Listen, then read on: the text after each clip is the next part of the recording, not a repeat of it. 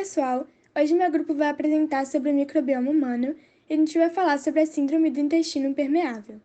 Nós somos da turma 1001 e os integrantes do grupo são João Marcelo Carvalho, Manuela Baron, Bernardo Moraes, Júlia Ferreira, Daniela Marques e Gabriel Smart. Todos do grupo fizemos o trabalho e vamos apresentar, com exceção da Manuela Baron, que fez a edição do vídeo, além de nos ajudar com os slides. Bom, eu vou fazer a introdução sobre o que é o microbioma humano. O microbioma é um conjunto de micro-organismos que podem pertencer ao grupo dos fungos, das bactérias, dos protozoários e dos vírus. O microbioma humano é um conjunto de micro-organismos que ficam no cabelo, na pele e em outras partes do corpo.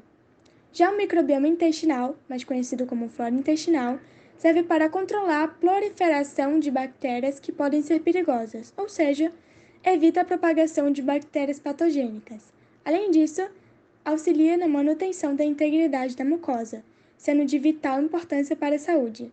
E observação, para quem não sabe, a mucosa é um tipo de tecido epitelial.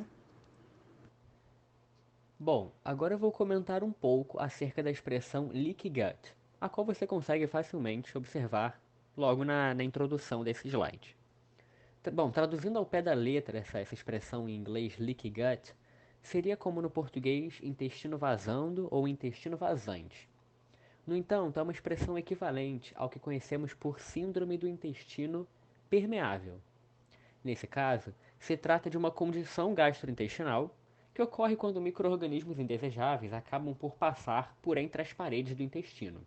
Mas antes de qualquer outro aprofundamento nesse tema, é muito importante lembrar que a principal função dos nossos intestinos é sem dúvida a de absorção, a função de absorver substâncias. Essa absorção é possibilitada justamente pelo tipo peculiar de parede que reveste os intestinos. E voltando os nossos olhos, né, uma óptica mais da histologia desses aspectos do estudo dos tecidos, nós logo vamos entender que esses tecidos particularmente, são constituídos por células chamadas enterócitos. E os enterócitos, né, têm de mais curioso o seu aspecto externo, a sua arquitetura externa, onde nós podemos encontrar as estruturas que você consegue até ver na imagem ao lado, são as famosas microvilosidades. Mas, obviamente, o nosso foco não é falar das microvelocidades. O que você precisa entender é a beleza dessas células, né? O quão bem trabalhadas elas são a ponto de aumentar a sua superfície de contato e absorver o máximo de substâncias desejáveis possível.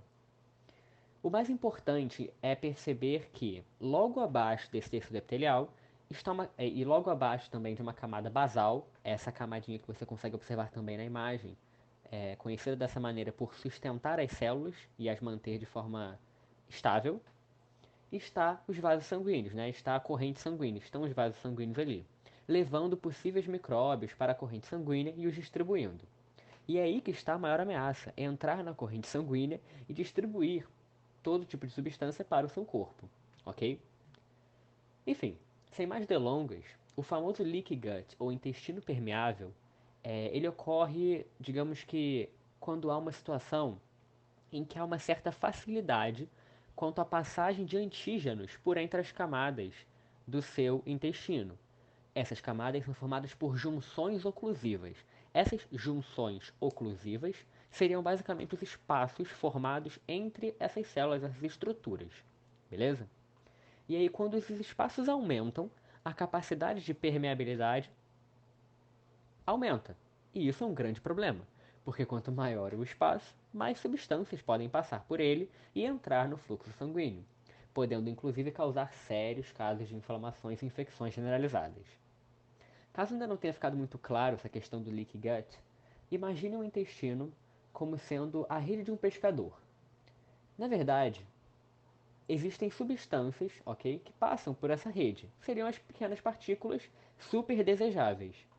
Mas quando a rede se apresenta desgastada e cheia de furos, o que acontece é que esses furos propiciam a passagem de grandes partículas. Elas começam a passar, a desembocar no nosso caso, né, deixando de fazer essa analogia com a rede, voltando para o corpo humano.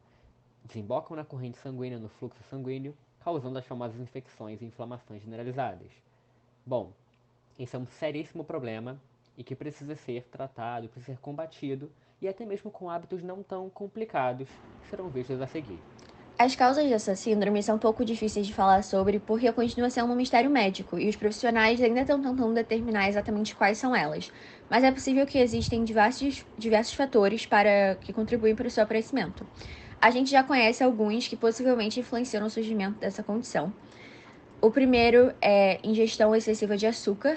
Então, quando você tem uma dieta pouco saudável e com muito açúcar, isso prejudica a função de barreira da parede intestinal. A outra é o álcool em excesso. Então, o consumo em excesso desse álcool pode aumentar a permeabilidade do intestino, porque corrompe ele. A terceira é deficiências nutricionais. Então, a falta de vitamina A e D de zinco permite o aumento dessa condição. A quarta são inflamações. Então, inflamações crônicas em todo o corpo pode também contribuir para essa síndrome, como a baixa imunidade, e isso acaba contribuindo. O estresse, não só o estresse, mas todas as doenças crônicas, é um fator que contribui para diversos distúrbios gastrointestinais, incluindo esse. E, por último, a má saúde do intestino. Existem milhões de bactérias no intestino, algumas são benéficas e outras prejudiciais. Quando não se tem um equilíbrio entre esses dois, ele pode afetar a função de barreira da parede intestinal. Sintomas da síndrome. Os principais sintomas são inchaços, sensibilidades alimentares, fadigas, problemas digestivos e problemas de pele. Estudos recentes comprovam a relação da síndrome do intestino permeável com mal de Alzheimer, depressão e esquizofrenia, devido ao possível vazamento da barreira intestinal, liberando toxinas e componentes inflamatórios no sangue, podendo, através da corrente sanguínea, afetar funções neurológicas. Apesar dos avanços na área da saúde, a literatura médica ainda é escassa em relação à síndrome do intestino permeável. Ainda assim, muitos profissionais médicos concordam que o aumento da permeabilidade intestinal ou hiperpermeabilidade intestinal existe em certas doenças crônicas. Bom, agora eu vou falar novamente, só que agora acerca das formas de tratamento em relação a essa síndrome do intestino permeável, ao leaky gut. Bom, vocês podem já perceber aí, analisando o slide, que as formas de tratamento elas são, digamos que, não tão invasivas, podemos, digamos assim, né? Como cirurgias, grandes procedimentos. Isso porque a medicina encontrou, né, primeira explicação, a medicina encontrou formas menos invasivas e alternativas de você tanto se prevenir quanto se tratar, no caso de sintomas, né? Reduzir os sintomas ou ainda reduzir o seu impacto no corpo. Enfim, algumas das formas são essas, ligadas, obviamente, à ingestão de alimentos, ok? A não ingestão de alimentos, abre e fecha aspas, maus, aqueles que favorecem a proliferação e reprodução dessas bactérias, ok? No seu organismo. Como exemplo que nós temos em carboidratos excessivos, já que esse ambiente de açúcares é favorável para as bactérias. E aí nós temos o consumo de alimentos fermentados, o consumo de alimentos ricos em fibras, ok? E nós trazemos também uma curiosidade sobre o gengibre. Incluir o gengibre na sua alimentação é fulcral, principalmente para esse tipo de enfermidade. Por quê? Porque as propriedades medicinais do gengibre em questão podem reduzir a irritação e ou inchaço do seu intestino, permitindo ali uma ajuda quanto à eliminação dessas bactérias prejudiciais ao seu corpo e ao seu intestino, ok? Então tá aí uma dica, inclua o gengibre e, obviamente, os queridos complementos probióticos também são super bem-vindos na sua alimentação. Bom, agora como vocês podem ver, como se prevenir, né? Como o slide já sugere, a prevenção ela é também voltada para uma boa alimentação.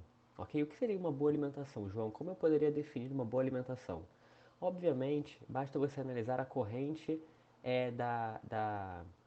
a corrente dos alimentos bons, né? Aquela pirâmide dos alimentos bons, que são aqueles não tão ricos em gorduras, que são aqueles carboidratos regulados, uma dieta rica em proteínas, uma dieta rica em nesse caso, né, caso surja a necessidade, suplementos probióticos são sempre muito bem-vindos.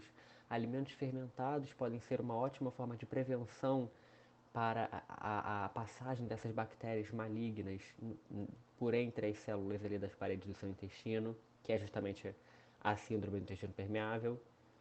E como eu já disse anteriormente, como forma de tratamento, o consumo de alimentos ricos em fibras. Logo, você pode facilmente promover uma associação entre tratamento e prevenção. Os aspectos aqui são muito semelhantes, ok? Tanto para você se prevenir contra o leaky gut, como também para você tratá-lo, ok? Espero que a nossa apresentação tenha ficado clara. Obrigado por assistir. Espero que tenha sido uma forma de esclarecer aí melhor acerca do leaky gut, acerca dessa síndrome que inclusive a medicina ainda tenta tanto desbravar e conhecer. Bom dia, boa tarde, boa noite.